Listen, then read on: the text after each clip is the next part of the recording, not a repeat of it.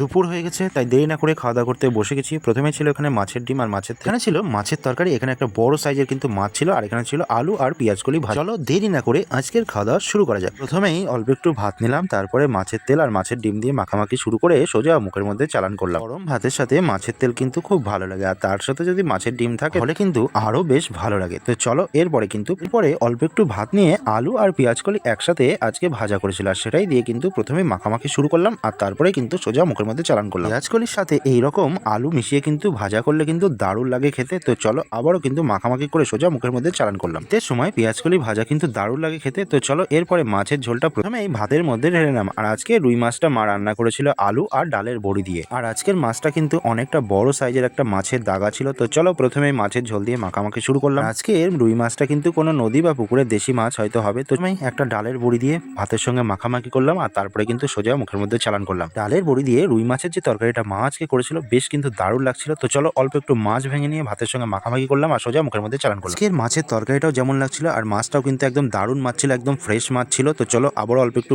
ভেঙে নিলাম। এরকম ফ্রেশ টাটকা মাছ হলে তো আর কোনো কথাই হবে না। আর একটু মাছ নিয়ে ভাতের সঙ্গে মাখামাখি করলাম, আর সোজা মুখের মধ্যে চালান করলাম। আজ দিয়ে খাওয়া দাওয়ার পর্ব শেষ করে শেষ পাতে কিন্তু দুটো মিষ্টি নিয়েছিলাম, একটা গুড়ের মিষ্টি আর একটা সাদা মিষ্টি। তো চলো আজকের ভিডিওটা এই পর্যন্ত ছিল। ভিডিওটা কেমন লাগলো অবশ্যই কিন্তু কমেন্ট বক্সে জানাবেন, আর ভালো লাগলে অবশ্যই একটা লাইক করে দিও, আর আমাদের ভিডিওগুলো দেখতে হলে অবশ্যই চ্যানেলটিকে সাবস্ক্রাইব করে রাখবেন। দেখা হচ্ছে নেক্সট ব্লগে। সবাই ভালো থাকবেন, সুস্থ থাকবেন। Thank you.